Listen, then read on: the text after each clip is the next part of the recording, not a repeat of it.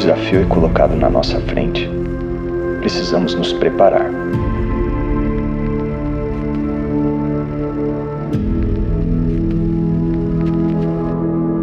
Nosso coração palpita e podemos sentir adrenalina na nossa pele. O objetivo está distante, mas estamos aqui, prontos para o que viemos fazer.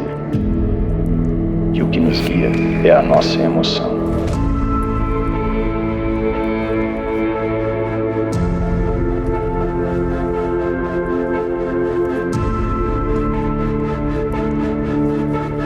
Ecoa por toda a cidade um som único, a batida de todos os corações.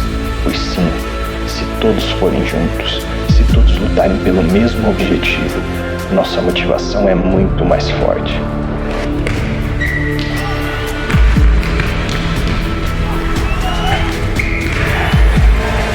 Menos de 5 minutos para acabar essa partida incrível em terras paraguasanas e triplos. Todo mundo chutou pra rede. Gol! E no final, o que fica é o som dos corações, unidos, fortes, prontos para o próximo desafio.